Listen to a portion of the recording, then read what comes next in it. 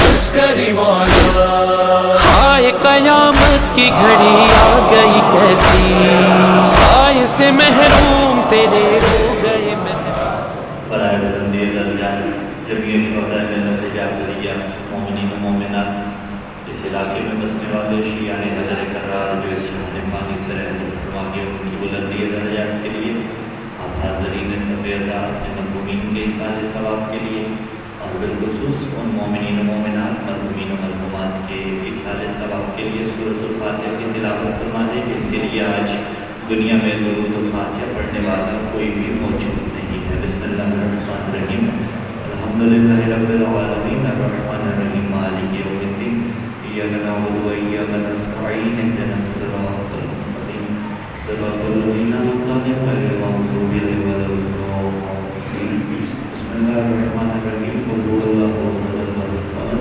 لم یلد ولم یولد ولم یکن له کفوا احد۔ بسم اللہ الرحمن الرحیم، قل هو اللہ احد اللہ الصمد لم یلد ولم یولد ولم یکن له کفوا احد۔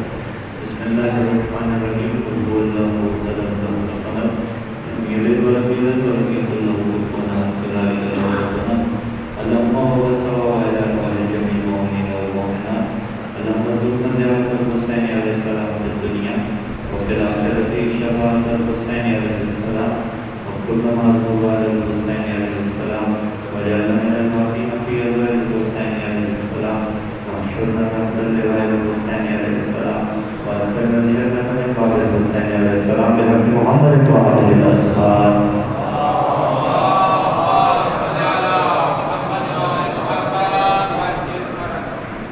أعوذ بالله السميع العليم من الشيطان اللعين الرجيم، بسم الله الرحمن الرحيم، الحمد لله الأفضل فلا شيء قبله والآخر فلا شيء بعده والظاهر فلا شيء فوقه والباطن فلا شيء دونه، الحمد لله الذي نور قلوبنا بنور ولاية المعصومين عليهم السلام، والصلاة والسلام على النبي الأمي العربي الأحمدي الهاشمي القرشي المكي المدني، شمس الضحى بدر الدجى صدر الأولى نور الهدى كهف المنى مصباح الظلم جميل الشيم شفيع الأمم صاحب الجود والكرم،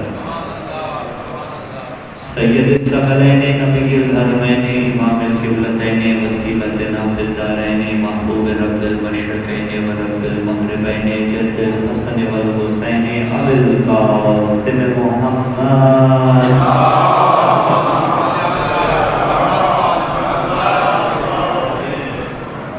ثم الصلاة والسلام على سید المطهر والامام المظفر وشهداء الوطن والأب الشبیر وشغل قاسم طوبى والسفر الشیخ متین اشرف المکین العالم المبین الناصر المعین الولی الدین الولی الولی السید الرضی الامام الوسیع الحاکم بالنصر الجلی رحمت الصدیق مظہر العجائب ومظہر الغرائب ومفرق الغدائب وشہاب الثاقب نقطة دائرة المطالب أسد الله الغالب مطلوب كل طالب غالب على كل غالب علي بن أبي طالب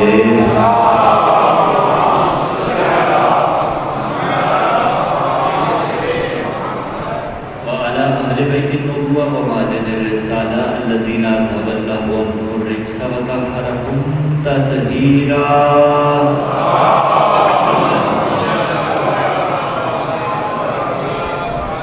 لعنت اللہ علی جميع أعدائهم أما بعد قال النبي الأعظم يكون من بعدي 12 خليفة السلام على الحسين وعلى علي بن الحسين وعلى أولاد الحسين وعلى أصحاب الحسين خضوع ولایت سے مزین اور ذر مودت سے مؤثر عظمت اہل بیت علیہ السلام کے شایان نشان باوجہ بلند ثنیہ الصلوات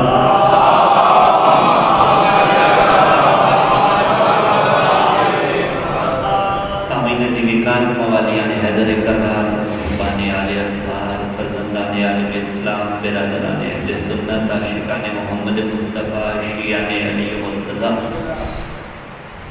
ایام ازاں کا موسم اب اپنے آخری مراحل میں اور اس برس کے ایام عطا پروردگار کا لاکھ شکر کہ اس نے ہمیں گزارنے کی توفیق عطا فرمائی۔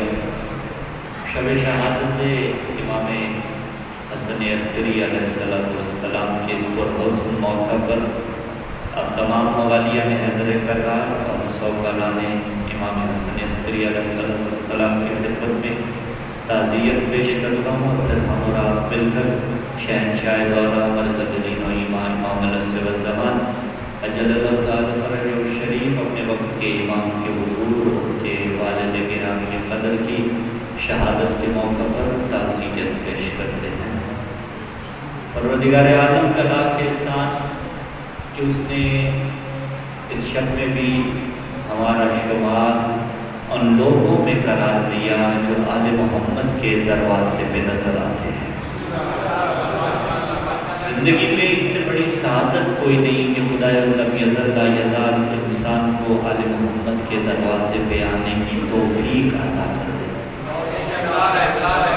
یہ چیز لطف الہی ہے، یہ فضل الہی ہے، یہ نعمت الہی ہے جسے اللہ رب العزت آل محمد جیسا بے مثال گھرانہ عطا کرے، بے مثال دروازہ عطا کرے، اس لیے کہ یہ دروازہ، یہ در علم کا در ہے، یہ در ریاضتوں کا در ہے، یہ در نجابتوں کا در ہے، یہ در قسمتوں کا در ہے، یہ در خالق اور مخلوق کے مابین وسیلے کا در ہے، یہ در وہ در ہے کہ جہاں آنے کے بعد بندہ در بدر نہیں ہوا کرتا۔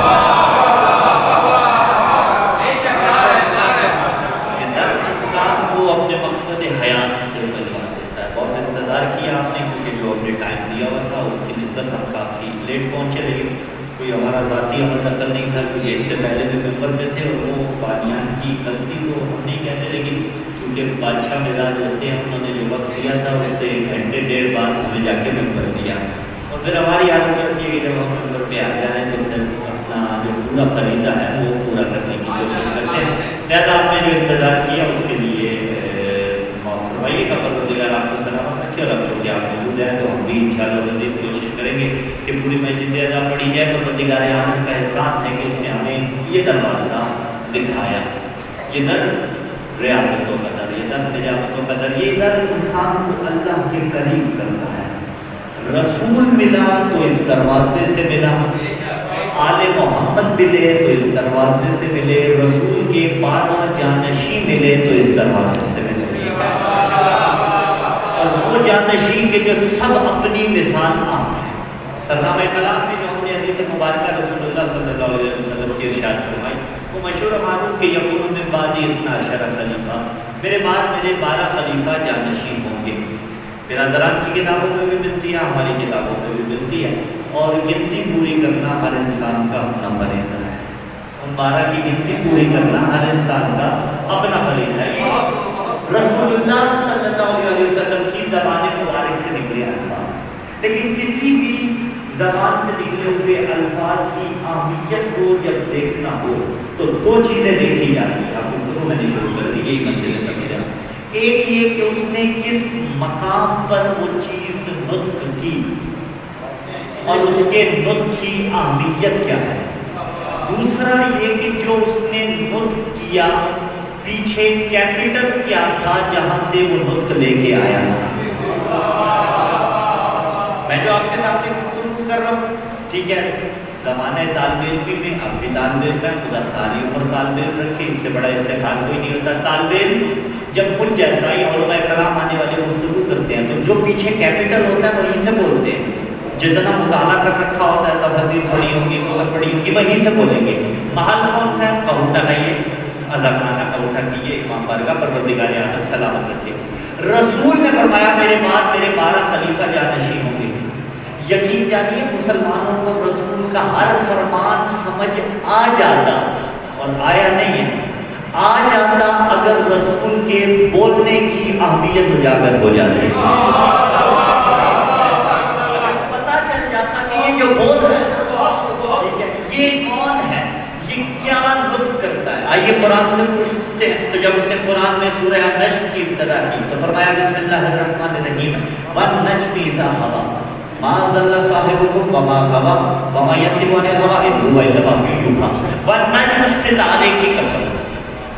یہ مقام فکر ہے، ہمیں قسمیں کھانے سے روکتا ہے، خود قسمیں کھاتا نظر آتا ہے. بھائی یہ فقہی مسئلہ آپ شاید جانتے بھی ہوں گے، میں ریکال کر دیتا ہوں، وہ جو جانتے ہیں جو نہیں جانتے ان تک پہنچ جائے گا. علماء سے سن رکھا ہوگا آپ نے کہ اگر احکام خمسہ 5 ہے نا، واجب، حرام، مستحب، مکروہ ہوگا، کسی بھی انسان کا کوئی بھی عمل ان 5 سے باہر نہیں ہوتا. اگر تو جھوٹی قسم کھائی جائے تو کیا ہے؟ تو حرام ہے نا. جھوٹی قسم اگر کوئی شخص کھاتا ہے تو حرام ہے. سچی کھائے تو کیا ہے؟ حرام نہیں ہے اگر سچی قسم کھائے گا، البتہ مکروہ ہے. اور مکروہ معاملہ وہ جسے ناپسندیدہ قرار دیا جاتا ہے. یعنی اگر کوئی کاروبار کر رہا ہے، اپنا مال بیچنا چاہتا ہے، جھوٹی قسم کھا کے بیچے گا تو حرام ہے. لیکن اگر سچی کھا کے بیچے گا تو مکروہ ہے. عین ممکن ہے مال تو بک جائے، بات تو سچی ہو، لیکن چونکہ مکروہ ہے اس لیے برکت جاتی رہے گی. اس لیے اس نے روکا کہ قسمیں نہیں کھانی بابا، اوائڈ کرو قسموں سے. کیوں؟ ذات خدا قسموں سے کئی بلند ہے. بھائی قسم جس بھی چیز کے لیے کھائی جائے وہ شے تو شے ہوتی ہے نا، اور کوئی بھی شے ہو خدا کے سامنے تو پست ہوتی ہے نا. چاہے کوئی مال ہو، چاہے کوئی اسباب ہو، والے محمد کے سامنے بھی پست نہیں ہوتے ہیں نا. اب شریعت میں تو خدا سے ہوتا ہے، لیکن اس کے علاوہ بھی اوائڈ کرنا چاہیے. ہر چیز سے جھوٹ نہیں کھانی چاہیے. لیکن ہمیں روک رہا ہے اس کا قسم کھانا ہمارے سجدہ ہے. تفسیر میں مفسرین نے لکھا وہ قسم کھاتے ہیں اہمیت پیدا کرنے کے لیے، کیونکہ کلام ان کو سمجھانا تھا تو ان کے مزاج پہ آ کے کلام کیا. اسی لیے کہا والا زمانے کی قسم، اسی لیے کہا تین، اسی لیے کہا زیتون، اسی لیے کہا نجم، ستارے کی قسم. جب وہ گرے اور ایک چوکھٹ تھی جہاں ستارہ گرا تھا، تاریخ اٹھا کے دیکھ لیجیے، ایک چوکھٹ تھی. شیعہ کتابوں کے اندر بھی موجود ہے، سنت کتابوں کے اندر بھی موجود ہے. ایک چوکھٹ تھی جہاں ستارہ آگے گرا تھا. اب جب رسول نے کہا کہ کل صبح ستارہ گرے گا، بہت سے فجر جس چوکھٹ میں گرے گا وہ میرا جانشین ہوگا، میرا خلیفہ ہوگا، جانشین برحق ہوگا، تو ساری رات حسرت رہی ہوگی یا نہیں رہی ہوگی؟ بھائی جتنا بھی انسان نیک ہو، اگر اعلان کر دیا جائے کہ یہ فضیلت ملنے والی ہے تو رسول کے دور میں حسرت رہتی تھی. اور حسرت کرنا کوئی بری بات نہیں ہوتی، حسد کرنا بری بات ہوتی ہے. حسرت کرنا کوئی بری بات نہیں ہوتی، حسد کرنا بری بات ہوتی ہے. لیکن حسرت وہ جس کی شریعت نہیں جانتی. حسرت یہ ہے، حسرت وبال جان نہ بن جائے. کوئی مطلب بدل لیتا ہوں، ٹھیک ہے. یہ جوانوں کے لیے آئی فون کا بڑا ٹرینڈ چلا ہوا ہے آج کل. جس کو دیکھو آئی فون اٹھایا چل رہا ہے، کوئی 2.5 لاکھ کا، کوئی 3 لاکھ کے، پتہ نہیں اس سے زیادہ کے بھی ہے. ٹھیک ہے، ہماری بلا جانے، میرے پاس نہیں آنے لگتا. ٹھیک ہے، بات پہنچے نہیں پہنچے. جوانوں کو شوق ہے نا، کسی ایک کا دیکھا آئی فون، اس کے 3 کیمرے دیکھ لیے، حسرت پیدا ہوگی میرے پاس بھی ہو. حسرت کرنا کوئی بری بات نہیں ہے، لیکن اس کے لیے ذریعہ جائز ہونا چاہیے. ٹھیک ہے، اسٹرگل کیجیے، محنت کیجیے، حق حلال کی کمائیے، خدا تعالیٰ آپ کو بھی عطا کر دے گا. اور اگر یہ ہونا کہ اس کے پاس ہے اللہ اس سے نصیب کرے گا، مجھے بھی دے، اللہ اسے بھی نصیب کرے گا، آپ کو بھی عطا کرے گا. اور اگر منی ٹریل شروع کر دی کہ یہ جو اس کے پاس ہے مجھے معلوم ہے کدھر سے آیا ہے، اسے تو جچتا نہیں ہے، اتنی حیثیت نہیں ہے، اتنی اوقات نہیں ہے، یہ کہاں لیے پھرتا ہے، یہ حسد ہے. اس کے نتیجے میں اللہ اسے تو نصیب کرے گا، آپ کو کبھی عطا نہیں کرے گا. البتہ کوئی اسراف کے زمرے میں نہیں آنا چاہیے، وہ ایک علیحدہ بحث اپنے مقام پہ موجود رہتی ہے. لیکن حسرت کرنا بری بات نہیں ہوتی، البتہ انسان کی شخصیت مجروح ہوتی ہے. معصوم نے فرمایا انسان اس چیز سے مستغنا ہو جائے کہ جو دوسروں کے ہاتھ میں ہے، یعنی دوسروں کے پاس موجود چیز کی حسرت نہیں کرنی چاہیے. آل محمد کسی شے کی حسرت نہیں کرتے تھے، انہیں فضیلتوں کی حسرت نہیں ہوتی تھی. اب رسول نے کہا ستارہ گرے گا، کچھ وہ تھے جو حسرت کر رہے تھے، کچھ وہ تھا جو حسرتوں سے بے پرواہ تھا، اسی لیے حسرتوں والوں کے مقدر میں نہیں آیا. جو حسرتوں سے بے پرواہ تھا اس کی چوکھٹ پہ آ کے گرا. یہی تو زمانے کو بتانا چاہتا ہے. کچھ راتیں ایسی تھی جب بڑے بڑے لوگوں نے حسرت کی. ایک نبی نے کہا تھا کل صبح ستارہ گرے گا، وہاں ساری رات سب کو ستارے کے گرنے کی حسرت تھی. ایک نبی نے کہا تھا کل وہ محلہ میں سچوں کو لے کے جاؤں گا، ومن حج کیا ہے مدینہ میں نازل ہو گیا، کل سچوں کو لے کے جاؤں گا. ادھر ساری رات سچے بننے کی حسرت تھی. ادھر نبی نے کہا تھا خیبر میں لاؤ بھی اللہ رجلا کا کار غیر فرار، لوں گا. ادھر ساری رات سچے بننے کی حسرت, ادھر ساری رات ستارے کے اترنے کی حسرت, اور ادھر خیبر میں ساری رات غیر سردار بننے کی حسرت.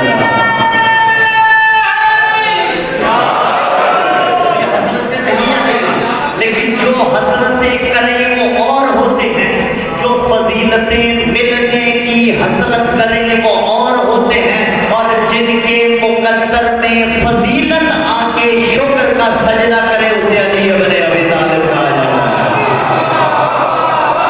آل محمد, آل محمد. تو یہ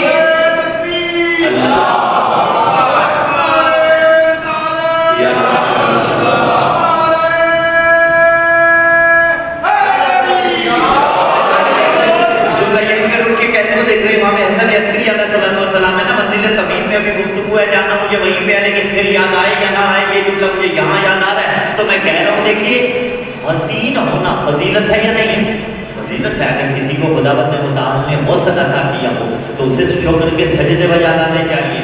ہاں, اس کا استعمال بھی پازیٹیو وے میں ہونا چاہیے. حسین ہونا فضیلت ہے, لیکن یہ فضیلتوں پہ ناز نہیں کرتے ہیں. تو سارے ہی حسین, لیکن ان میں جو حسن بنے وہ دو تھے, یا امام حسن ابن علی بنے یا امام حسن عسکری علیہ السلام بنے, ابن علی نقی علیہ السلام.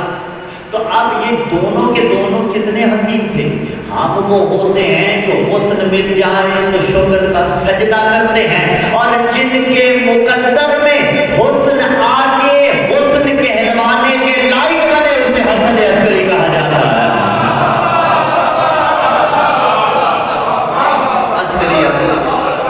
وہ حسن ابن علی بنتے ہیں. تو میں نے جو کہا کہ یہ فضیلتوں کے پیچھے نہیں جاتے, فضیلتیں ان کے پیچھے آتی ہوئی نظر آتی ہیں. رسول کا ستارہ گرے گا, یہ فضیلت کے پیچھے نہیں تھے.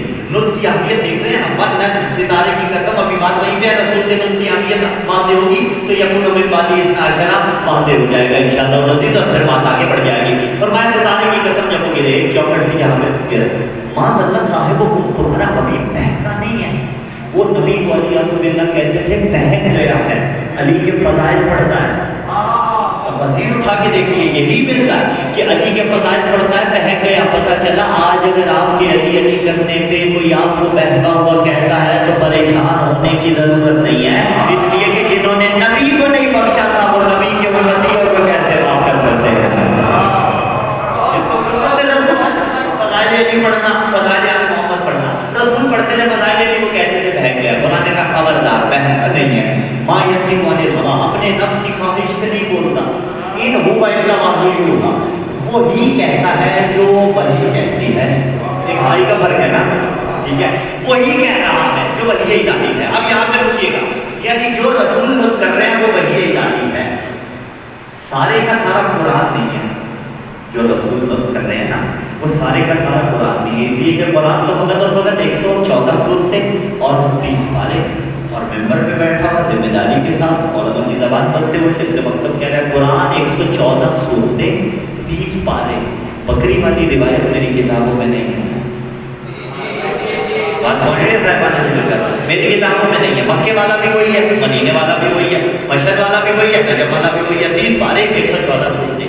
جو رسول نے کہا وہ قرآن بنا, لیکن سارا قرآن نہیں بنا. جو کہا وہ وحی الہی ہے, اور بعض وحی الہی کے الفاظ قرآن بن کے البتہ اس کے ذریعے جو ہے وہ چاہتا ہے. کچھ ایسے تھے جو قرآن نہیں بنے, لیکن پھر جو میں یاد رکھے کہتا ہوں اگر قرآن نہیں بنے تو درجے میں قرآن سے کم بھی نہیں ہے. منزل عقیدت کا بھائی رسول کیسے نہ وحی الہی. البتہ کچھ ایسے تھے جو احادیث بن گئے جملے, کچھ ایسے تھے جو قرآن بن گئے, یعنی وحی الہی منقسم ہو گئے. کچھ ایسی تھی جو قرآن بنی, کچھ ایسی تھی جو غیر قرآن بنی. البتہ ہے وہ بھی وہی تھی. رسول چونکہ فرما رہے ہیں نا, رسول فرما رہے ہیں یہ وحی الہی. اچھا رسول نوٹ کرے تو وحی الہی بنتی ہے, نہ بولے تو وحی الہی نہیں بنتی ہے. یعنی ممکن ہے کوئی یہ سوچے کہ پھر رسول کا کمال کیا ہے. جب اللہ کہہ رہا ہے کہ تم بولتا وہی ہے جو وحی الہی ہوتی ہے, تو پھر رسول کا کمال کیا ہے. نہیں, کمال پھر بھی ہے. کائنات میں ایک اس قابل تھا جس کی زبان کو اللہ اپنی زبان کہہ دیتا.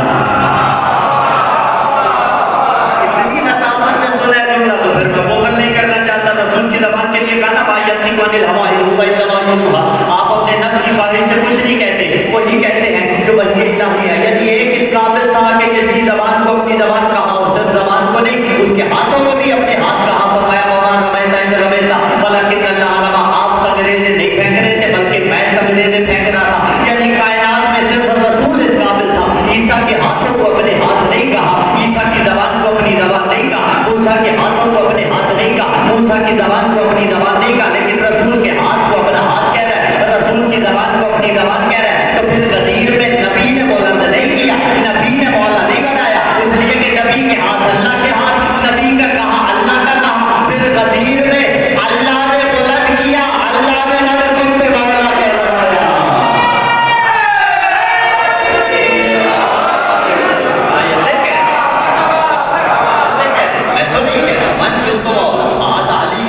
رسول نہیں کہہ رہے، دراصل خدا کہہ رہے ہیں یہ کہ وحی الہی کا پہرا ہے نوٹ کرنے میں، تو یہ رسول کا نوٹ کرنا ہے، جو بولے تو وحی الہی بنتی ہے، البتہ خدا کے ارادے سے۔ ہم جب بولتے ہیں تو کیا ہوتا ہے؟ زیادہ سے زیادہ اچھائی کی کیٹیگری میں جائے گا یا برائی کی کیٹیگری میں جائے گا، اور زبان کے کہتے جو ہے پروردگار عالم عذاب بھی کرے گا، یا انسان کو ثواب مستحق بھی قرار دے گا۔ یہ ہمارا نوٹ کرنا ہے۔ آئیے تھوڑی سی نوٹ کی اہمیت اور واضح ہو جائے، پھر رسول کا نوٹ سمجھ میں آئے گا۔ رسول کا نوٹ وحی الہی، ہمارا نوٹ کیا ہے؟ قرآن کی طرف پڑھتے ہیں۔ قرآن کو کہا بسم اللہ الرحمن الرحیم، الرحمن علم القرآن خلق الانسان علمہ البیان۔ اللہ کا ایک اسم ذاتی ہے، اللہ یہ اسم ذاتی ہے، ٹھیک ہے، خدا تعالیٰ کا اسم اللہ ذاتی ہے، باقی اسماء اس کے صفاتی ہیں۔ صفاتی اسماء میں سے وہ ابتدا کر سکتا تھا نا، اللہ وہ ہے، علم القرآن جس نے قرآن کی تعلیم دی، انہیں کہا رحمان وہ ہے، یعنی اس میں ذاتی کو نہیں لگایا، اس میں صفاتی کو لگایا، لیکن اس میں صفاتی کو لگا کے کچھ بتانا چاہتا تھا۔ ایک جملہ کہہ دوں، اس اسماء صفاتی میں سے اس نے ایسا کیا، خود محمود تھا بندہ محمد بنا دیا، خود اعلیٰ تھا بندے کو ولی بنا دیا، خود قدر السماوات والارض سیدہ بنا دیا فاطمہ، خود قدیم الاحسان تھا، خود حسن تھا، محسن تھا، حسنین بنا دیے۔ تو اسماء صفاتی سے نکالتا تھا، ذاتی سے کسی کو مشتق نہیں کیا۔ ہاں اگر ذاتی سے مشتق کرتا تو خدا نہ رہتا۔ یہ توحید ہے، جنہیں سمجھ آیا سلامت رہے، سب کو سمجھ آیا یقیناً، جیسے دعائیں دے رہے ہوئے۔ اس میں ذاتی استعمال نہیں کیا، اس میں صفاتی لگایا، الرحمن۔ آگے رحمانیت کے تقاضوں کا تذکرہ کیا کہ جب وہ کہہ رہا ہے رحمان ہو تو کوئی تقاضے بھی تو اس کے ہیں۔ الرحمن، رحمان وہ ہے علم القرآن، جس نے قرآن کی تعلیم دی، خلق الانسان۔ یہ کیا ماجرا ہے؟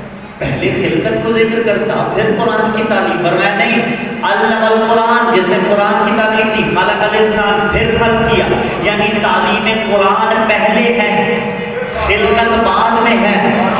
اگر تعلیم قرآن نہ ہو خلقت عوض ہو جاتی ہے۔ اگلی ملاقات تک میں آپ سے دعائیں سمیٹوں گا اگلے جملے پہ۔ رسول نے صرف یہ نہیں کہا بلکہ کہا انی طالب فیکم الثقلین، کتاب اللہ و اطرتی آل بیتی، ایک کتاب خدا چھوڑ کے جا رہا ہوں، دوسرا آل محمد چھوڑ کے جا رہا ہوں۔ اگر تعلیم قرآن نہ ہو خلقت پہ پائنا، اور رسول نے صرف قرآن نہیں آل محمد کو بھی چھوڑا، اگر تعلیم قرآن نہ ہو بندے کی خلقت کا مقصد فوت ہو جاتا ہے، اور اگر 14 کی معرفت نہ ہو تو بھی بندے کی تخلیق کا مقصد بیکار ہو جاتا ہے۔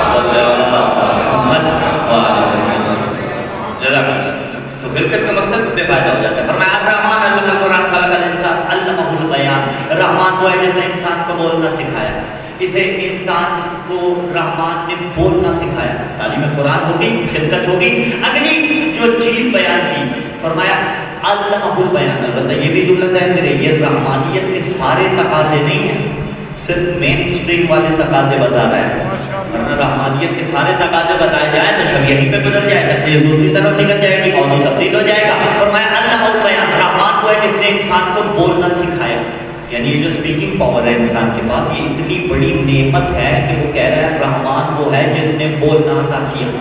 آگے بڑھائیں بات کو، میرے رام کے مولا امین علیہ السلام فرماتے ہیں، مولا فرماتے ہیں المرء محبوب تحت لسانی، بندہ اپنی زبان کے نیچے چھپا ہوتا ہے۔ اگلی روایت مولا فرماتے ہیں تکلموا لتعرفوا، بولو تاکہ پہچانے جاؤ. تو روایتیں میں نے آپ کے ساتھ، اور علم منطق نے جو ہماری تعریف کی انسانوں کی، اسے انسان کی تعریف کہتے ہیں کہ اس نے فرمایا کہ انسان حیوان الناطق، انسان وہ ہے جو باقی حیوانوں جیسا ہے، البتہ نطق کہہ کے اسے جدا کر دیا، یعنی انسان وہ ممتاز حیوان ہے جو بولتا ہے. مولا فرماتے ہیں بولو تاکہ پہچانے جاؤ.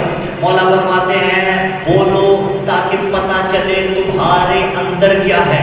ادھر قرآن کہتا ہے رحمان وہ ہے جس نے بولنے کی قوت عطا کی ہے. تو اب یہ ہمارے نعرے لگانا بے فائدہ نہیں ہوتے، ہمارا لبیک یا حسین کہنا بے فائدہ نہیں ہوتا، بلکہ ہم بول کے اپنی پہچان کرواتے ہیں کہ ہمارا تعلق کل بھی علی کے ساتھ تھا، آج بھی علی کے ساتھ ہے. سمجھ کے بولا جائے تو یہ بہت بڑی بات ہے، سمجھ کے بولا جائے. تھوڑا سا افراط و تفریط آ گئی نا، بات کہتے ہیں بالکل نہیں ہونا چاہیے. ٹھیک ہے، بات کہتے ہیں بس یہی ہونا چاہیے. میں کہ تم پہن رہے بولیے لیکن سوچ کے، ورد زبان علی کے نام کو رکھیے لیکن پوری عقیدت کے ساتھ بول کے اپنی پہچان کروائیے. اللہ میں جوان کو کہوں گا جب بولے تو پہچان کروائیے. اللہ اس مسجد میں کم چلے تو بدل میں کوئی خوش ہو جائے، ہم نے جوان بنا دیا. صلوات پڑھے محمد والے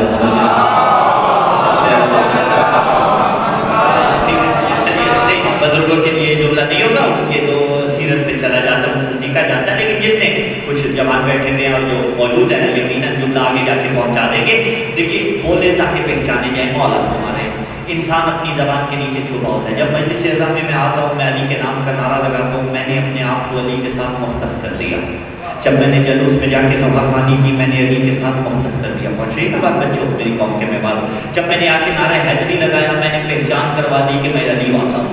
جب علی کے نام کے نعرے میں لگا رہا ہوں، اٹھتے بیٹھتے سوتے جاگتے چلتے پھرتے، مسجد میں محراب میں دیار میں، غیروں کے دیار میں، اپنوں کے دیار میں علی کے نام کے نعرے لگا رہا ہوں. میں اپنے آپ کو علی کے ساتھ جوڑ رہا ہوں، اپنی پہچان علی کے نام سے کروا رہا ہوں. تو جب میں مجالس میں علی کے نام کا نعرہ لگاتا ہوں اور اپنی پہچان علی کے نام سے کروا دیتا ہوں، پھر بازار میں بھی میری زبان ویسے چلے جیسے علی بادشاہ کو لگا ہے. زبان سے یہ نطق کی اتنی اہمیت ہے. ہمارا نطق وہ ہے کہ بولے تو زیادہ سے زیادہ اچھائی، نہ بولے تو بھی اچھائی میں خاموش جب تک انسان رہتا ہے. ملائکہ اچھائی لکھتے رہتے ہیں نا، اور اگر بولے تو خدا کا راستہ برائی کی کیٹیگری میں. رسول بولے تو وہی بنتی ہے. اب بھی قبلہ شیخ الحدیث صاحب یہ جسارت کریں گے کہنے کی کہ ہم جیسے تھے. بھائی ہم بولے تو یا اچھائی بنے یا برائی بنے، وحی الہی تو نہ بنے. وہ بولے تو وحی الہی بنے، اور معصوم کا نطق ہم سے جدا ہوتا ہے. رسول بولے تو وحی الہی بنے. علی بولے اور سید الرضی اسے یکجا کر دے تو نہج البلاغہ بنے. سجاد بولے تو سید میں سجادیہ بنے. بولے تو ابر ہو جائے. آپ سلامت رہیے. اس سے بڑی دعا کوئی نہیں پروردگار سب کو سلامت رکھے دے. سید السلام علیہ. ہم جب نطق کریں تو زیادہ سے زیادہ اچھائی ہے برائی. اگر علی بولے سید رضی علیہ رحمہ مال اللہ مقامہ اسے یکجا کر دیں تو نہج البلاغہ وجود میں آ جائے. مولا سجاد بولے تو صحیح پہ سجادیہ بن جائے. یہ بولے تو وہ بنے جو امر ہو جائے. رسول بولے تو وحی الہی بنے. بات ابھی وہی کروں گی، یعنی یہ رسول کے نطق کی اہمیت ہے، وحی الہی ہے. دوسری چیز ہوتی ہے مقام، موقع، محل جہاں روایت کو بیان کیا جائے. رسول جب بھی پڑھتے تھے صحابہ کے مجمع میں پڑھتے تھے. ہمارا مجمع ہمیشہ مومنین کا ہوتا ہے، نبی کا مجمع ہمیشہ صحابیوں کا مجمع ہوتا تھا. اور ہم تو کہتے ہیں صحابی ہوتا ہی وہ ہے جو بھولتا نہیں ہے. حقیقی صحابی کی ڈیفینیشن ہونی چاہیے. صحابی ہوتا ہی وہ ہے جو بھولتا نہیں ہے. بھول جائے تو صحابی نہیں رہتا. صحابی ہوتا ہی وہ ہے جو غلطی نہیں کرتا. ہاں اگر غلطی کر جائے تو صحابی نہیں ہوتا. اسی لیے نبی نے بتایا تھا یہ علی مولا ہے. دکھاتے ہیں نا. تو اب رسول کے نطق کی اہمیت یہ ہے. اسی رسول نے فرمایا یکون من بعدی اثنا عشر خلیفہ، میرے بعد میرے 12 خلیفہ جانشین ہوں گے. دو طرح سے آل محمد علیہ السلام نے تعلق کروایا. اب جو رسول کہہ رہے ہیں میرے بعد میرے 12 خلیفہ جانشین ہوں گے، ایک روایت کے اندر 12 کے 12 کے اسماء بھی ذکر کیے کہ پہلا علی ہوگا، دوسرا حسن ہوگا، پھر حسین ہوگا، پھر کرتے کرتے امام حسن عسکری تک سلسلہ، اور آخری حجت دورہ جو رسول اللہ صلی اللہ علیہ وسلم کے ہم نام ہوں گے. ایک سلسلہ یہ ہے. اور جب بھی کسی کی رہنمائی کی جاتی ہے دو طرح کی جاتی ہے. تھوڑی سی تفصیل طلب ہے، بات روک کے میں تفصیل دیتا ہوں. ایک ہوتا ہے ایصال المطلوب، ایک ہوتا ہے آرام الطریق. ایصال المطلوب اور آرام الطریق دونوں کی مثال لے لیتے ہیں. کوٹا سٹی سے میں آشنا، کوٹا کا راستہ مجھے آتا، آپ کی بارگاہ کا راستہ نہیں آتا. کوارڈینیشن کیسے ہوتی کہ فلاں مقام پہ آیا، ہمارے شہزادے آ جائیں گے، وہ آپ کو ریسیو کر لیں گے. ٹھیک ہے، وہ آپ کو ریسیو کریں گے اور ریسیو کر کے آگے لے آئیں گے. اللہ ان جوانوں کو سلامت رکھے. اب وہ جوان آئے، مثلاً ایک چوک پہ کوارڈینیشن ہوگی، اس چوک پہ آئے، آگے ہمیں لے آئے. راستہ بھٹکنے کا امکان نہیں تھا. کیوں؟ راستے سے واقف تھے. اور بعض اوقات تو بانیان ایسے پہلوان ہوتے ہیں وہ چن کے چھوٹے بچے کو بھیجتے ہیں جس کی عمر 8 برس 9 برس یا 10 برس. کوئی چیز چاہے تو سائیکل پہ آ جائے، کوئی چیز چاہے تو پیدل آ جائے. وہ آتا ہے قبلہ آئیے میرے پیچھے پیچھے. ہم نے کہا پہنچاؤ گے؟ اجب نہیں جواب آئے پہنچاؤں گا.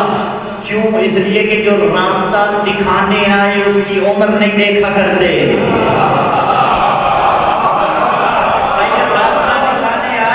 اس کی عمر نہیں دیکھا کرتے، اس کی آشنائی کو دیکھا کرتے ہیں. کیوں؟ ہاتھی بن کے آ رہا ہے. اب وہ آگے ہمیں یہاں پہ لے آئے. بھٹکنے کا امکان نہیں تھا. ٹھیک ہے، ہم نے جو آن ٹائم نمبر پہ فون کیا، ہم یہ نہیں کہہ سکتے تھے مثلاً بھٹکتے رہتے. رات میں مولانا کا قاضی صاحب یہ محترم فون کرتے اور یہ کہتے کہ کہاں رہ گئے تھے آپ تو آئے نہیں. ہم کہتے کوٹا میں آئے تھے، ادھر ادھر پھرتے رہے، ٹھوکریں کھاتے رہے، ہمیں مارکا نہیں ملا. یہ امکان نہیں ہو سکتا تھا کیونکہ بازو پکڑ کے ہاتھی لے آیا تھا، راستہ دکھانے لگا. اور ایک امکان یہ ہوتا، فار ایگزامپل ہمیں کوٹا شہر میں نہ پتا، یہ کہتے جناب علی آپ کوٹ کی چوک سے پیچھے سے لیفٹ ہو جائیے گا، اتنے کلومیٹر آئیے گا، آگے جو شہر آئے گا وہ کوٹا شہر ہوگا، اس میں 4 بڑے چوک ہوں گے، تیسرے چوک سے رائٹ مڑ جائیے گا، لیفٹ مڑ جائیے گا، دس دیٹ الا بلا بلا بلا، وہاں آ جائیے گا، وہاں امام بارگاہ مل جائے گا. بھٹکنے کا چانس تھا یا نہیں تھا؟ زبانی کلام ہی بتا دیا. اور اگر میں لیٹ ہوتا تو قصوروار یہ ہوتے کہ غلطی کیوں کی بتانے میں. اگر میں نے غلطی کی بھی تو آپ نے زبانی کلامی بتایا تھا. اسے کہتے ہیں اراء الطریق، زبانی کلامی بتا دینا. ایک ہوتا ہے ایصال المطلوب، بازو پکڑ کے چھوڑ کے آنا.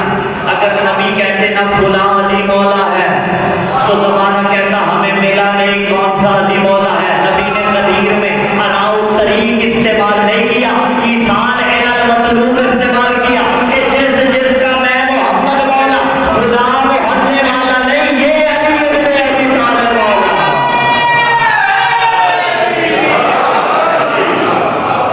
اسی لیے ہم کہتے ہیں کہ امام منصوص من اللہ ہے. امام منصوص من اللہ ہوتا ہے، یعنی جو اللہ کی طرف سے آتا ہے تو منصوص من اللہ اس کی آیت سے. اب رسول نے بطور نص علی کا تعارف پیش کیا. نص جس میں 100% ہوتا ہے، خلاف اعتماد نہیں ہوتا. اسی لیے اجتہاد، ایک اجتہاد تو وہ ہے نا جو مراچے والا ہے. ٹھیک ہے، جن کی آپ تبلیغ کرتے ہیں، یقین سارے مقلد بیٹھے ہوئے مرضی کی طرف رجوع کرتے ہیں. ایک اجتہاد جو دوسرا اجتہاد ہے جس کی طرف غالب نے بھی اشارہ کیا، جسے زمانہ کہتا ہے اجتہادی غلطی تھی، اسی لیے غالب نے کہا تھا. ہم کہتے ہیں اجتہاد در مقابل نص باطل ہوتا ہے. آپ سلامت رہے، جتنی داد آپ نے دی اتنی بنتی تھی، اس سے زیادہ بنتی نہیں تھی مجمع میں. لیکن یقین یعنی ایک چیز جاتا ہے سارا مجمع علماء کا ہوتا اور میں طالب علم یہ جملہ پڑھ کے پھر ان سے داد لیتا تو داد کا حق ادا ہوتا. لیکن آپ نے جتنی دی اتنی بنتی تھی کہ اجتہاد در مقابل نص باطل ہوتا ہے. مرجعیت والا اجتہاد ہو رہا ہے جس کے سارے مولوی کرتے ہیں، وہ تبدیل ہو رہا ہے، لیکن اجتہاد در مقابل نص باطل ہوتا ہے. اسی لیے تو غالب نے کہا تھا یہ اجتہاد آپ چپ بھی رہے تو میں اپنے آپ کو واقع کرتا رہوں گا، اس لیے کہ اجتہاد در مقابل نص باطل ہوتا ہے. اسی لیے غالب نے کہا تھا یہ اجتہاد عجب ہے کہ ایک دشمن دی علی سے آگے لڑے اور خطا کرے اس کو. یہ واضح اجتہاد ہے. یہاں پہ آ کے کیا جائے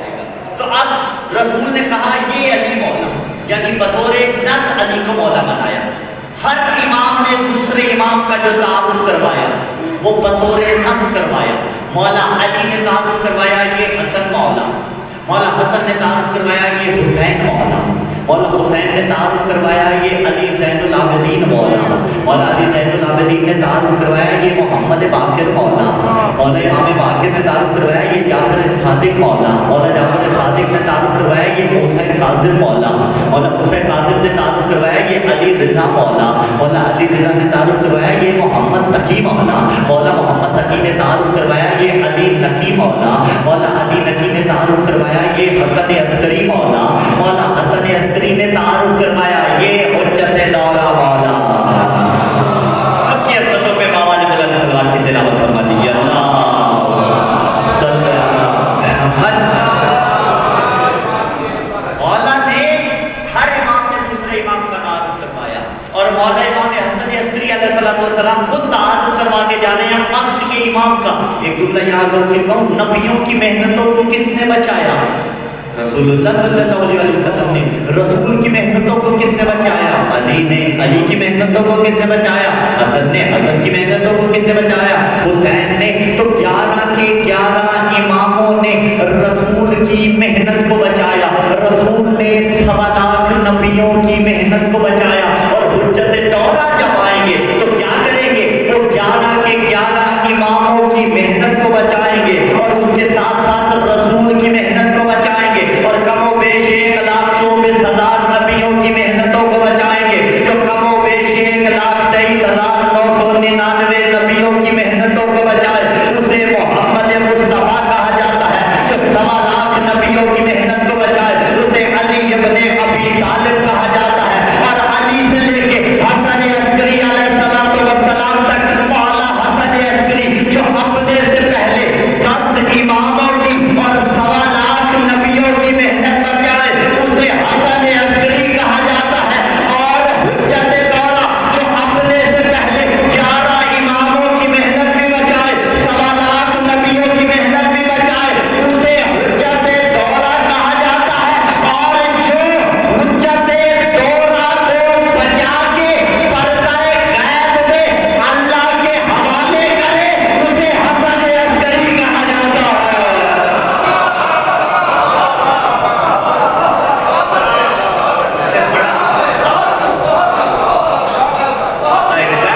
حوالے کرنے والے مولا حسن عسکری ہیں.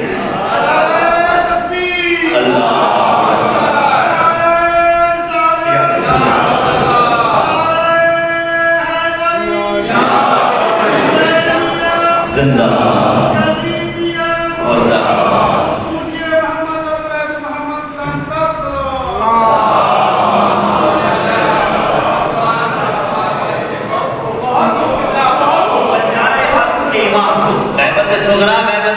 اور دونوں فلسفوں سے آپ آشنا ہے.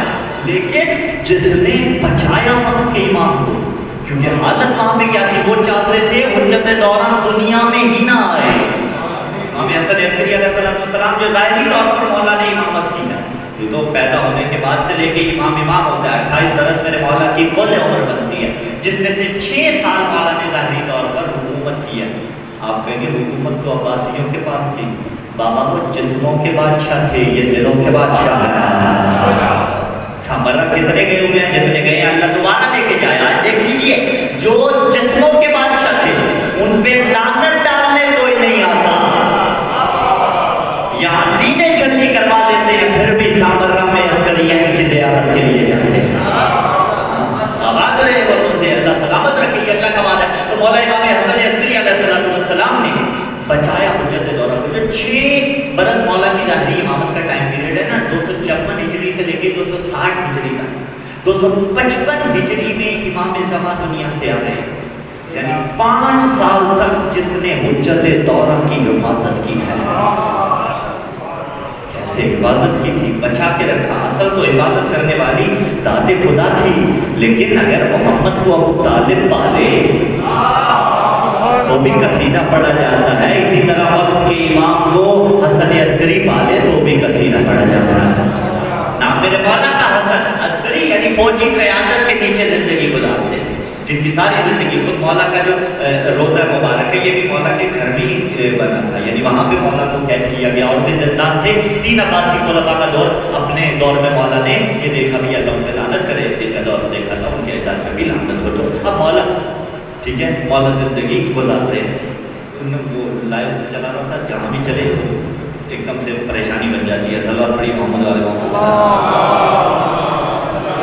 یہ چل رہی ہے، یہ جو چل رہی ہے یہ آفیشل ہے، یہی اتھینٹک ہے، اسی لیے یہ پروردگار آپ کو سلام رکھے۔ توجہ پھر ڈائیورٹ کرتی ہے، توجہ ہے پاپا کی 3 عباسیوں کا دور دیکھا تھا، ٹھیک ہے خدا بے شمار کرے، آل محمد کے ہر دشمن تھے، 3 عباسیوں کا دور مولا نے دیکھا۔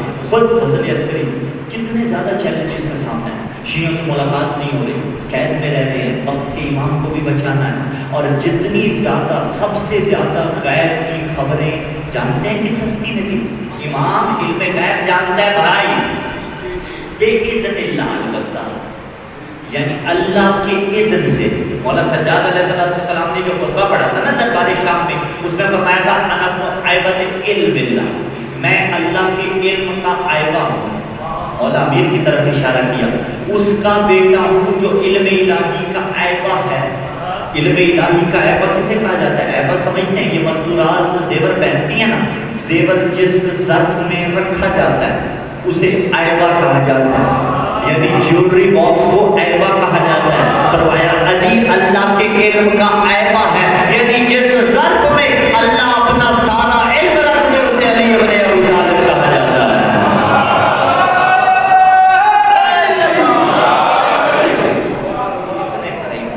لیکن ایک فرق یاد رہے، یہی فرق ہے علی کے علم میں خدا کے علم میں، اللہ کا ذاتی ہے، علی کا عطائی ہے۔ اللہ کو کسی نے عطا نہیں کیا، علی کو اللہ نے عطا کیا۔ میں نے ممکن ہے پھر سوال ذہن میں آیا، جب اللہ نے دیا تو پھر علی کا کمال کیا تھا؟ کمال تھا اس لیے کہ علی ہی اس قابل تھا جسے اللہ اپنا علم عطا کر دیتا تھا۔ تو امام حسن عسکری ہر امام ان میں سے علم الہی کا عیبہ ہے، میں کہہ رہا ہوں شک کا ہر امام علم الہی کا عیبہ ہے۔ اسی لیے مولا امام حسن عسکری علیہ السلام غیب کی خبریں بھی دیتے تھے، اور سب سے زیادہ غیب کی خبریں جس امام نے دی ہیں وہ مولا حسن عسکری علیہ السلام ہے۔ شیعوں کو تبدیل بھی کر رہے ہیں، ہمارے بعد یہ حوادث پیش آئیں گے، ہمارے بعد یہ حوادث پیش آئیں گے۔ شیعت ان مشکلات سے بچا کے آپ کے حوالے کیا، جو ظاہری طور پر 6 برس منصب امامت پر رہے، لیکن وقت کے امام کو بچایا، اور آج کی رات وہی وقت کا امام یتیم کیا گیا۔ عزیزانو، مولا کو شہید کرنے کی ایک وجہ یہ بھی تھی کہ ان عباسیوں کو پتہ چل گیا تھا کہ جس کو ہم دنیا میں آنے سے روکنا چاہتے ہیں وہ دنیا میں آ چکا ہے۔ امام حسن عسکری کا آخری بیٹا امام زمان شیعوں کا دنیا میں آ چکا ہے، اس لیے بھی مولا کو انہوں نے شہید کیا۔ اور ایک وجہ یہ تھی، یہ کہتے تھے زہر دو، جب زہر دیں گے باپ تڑپے گا، بیٹا سامنے آ جائے گا۔ اجر کو بدلنا، اجر کو بدلنا۔ اسی لیے عزیزانو ایک روایت میں تو یہ کہا نا مولا حسن کئی دن تک بستر پہ رہے، ایک روایت یہ کہتی ہے جو زہر دیا گیا تھا اس کا اثر فوری تھا، روایتیں مختلف ہیں۔ اس روایت کو اگر لیں، اسی لیے مولا حسن کو وہ زہر دی تھی جس کا اثر فوری تھا، مولا حسن عسکری کو وہ زہر نہیں دی جس کا اثر فوری تھا، بلکہ وہ زہر دی جو تڑپا تڑپا کے مارنے والی تھی، کہ ادھر یہ تڑپے گا ادھر اس کا بیٹا سامنے آئے گا۔ اجرکم اللہ، ربی الاول کی ابتدائی ایام میں مولا کو زہر دی گئی، اور زہر جب مولا کو دی گئی اب تڑپ شروع ہو گئی وقت کے امام کی۔ اور یہ ربی الاول کی ابتدائی ایام یہی ایام تھے جب سیدہ کا دروازہ چلایا گیا، یہی ایام تھے جب جناب محسن کو چھینا گیا، یہی ایام تھے جب وقت کے امام 11ویں مولا کو زہر دی گئی۔ اب زہر مولا کو مل گئی ہے، ایک وہ وقت آیا جب اپنے ایک صحابی سے کہا مجھے پانی پلا. عزیزانو جب صحابی واپس آیا مولا پہ کشی کا عالم تھا. وہ پانی عزیزانو نہیں پیا. ارے پیتے تو کیسے پیتے جن کا جد حسین پیاسا گیا ہو. جب وہ وقت قریب آیا ذہن اپنا اثر دکھاتی رہی. فرصتیں دور آئے ہیں بابا تڑپتا نہیں دیکھ سکتے تھے لیکن وہ یہاں بھی بیٹے کو سمجھایا کہ نہیں بیٹے بے اذن اللہ تجھے باقی رہنا ہے, تم نے سامنے نہیں آنا. تصور تو کیجیے جو پردہ غیب میں رہ کے بابا کو دیکھتا رہا ہو, اللہ جانے کیسے تڑپتا بابا کو دیکھا ہوگا, کیسا بستر میں دیکھا ہوگا. اللہ وقت آ گیا. لیکن میں ایک جملہ کہہ دوں, مولا ذہن سے بابا کو تڑپتے دیکھنا اور ہے 70 قدم پہ کھڑے ہو کے خنجر سے ذبح ہوتے دیکھنا زینب کا حوصلہ. اجرکم اللہ. حضرتارو وقت کا امام بھی یتیم ہونے جا رہا ہے. بس مولا حسن عسکری کی روح پرواز کر گئی. اب جب روح پرواز کر گئی عزیزانو غسل بھی ہو گیا, کفن بھی ہو گیا, لیکن جب جنازہ پڑھانے کی باری آئی ایک مرتبہ آئے حجت دورہ وقت کے امام اور اپنے چچا کا دامن پکڑا. کہا نہیں چچا جنازہ میرا حق ہے, جنازہ میں پڑھاؤں گا. میں کہوں گا بے شک وقت کے امام کا جنازہ پڑھانا اس کے بعد والے امام معصوم کا حق ہے. مولا آپ نے برداشت کیا, بابا کو زہر ملا, سامنے نہیں آئے. مولا غسل و کفن ہو گیا, سامنے نہیں آئے. لیکن جب جنازہ پڑھانے کی باری آئی اب برداشت نہیں کیا, سامنے آ کے کہا جنازہ میں پڑھاؤں گا. آؤ کربلا میں چلے لا یوم کا یومی کا یا ابا عبداللہ. ادھر بھی ایک امام حسین تھا, ایک حسین کا بیٹا سجاد تھا. حضرت سجاد کی بھی تھی. بابا کا جنازہ پڑھائے لیکن ہاتھوں میں ہتھکڑیاں, پیروں میں بیڑیاں, کمر میں لنگر, گردن میں توق. ارے جنازہ پڑھانا تو بجا.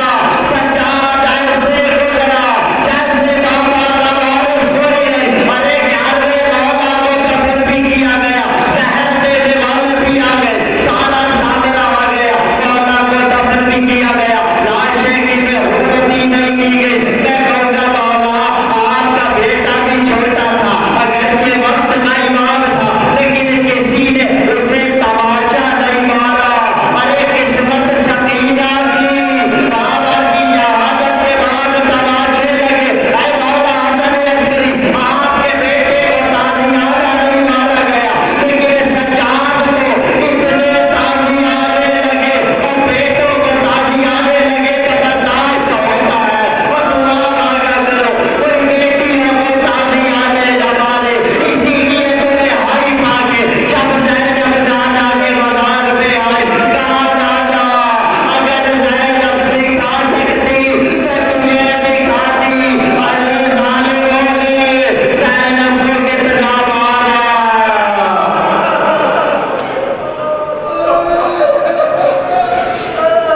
لعنت اللہ علی القوم الظالمین وسيعلم الذين ظلموا منكم نبيا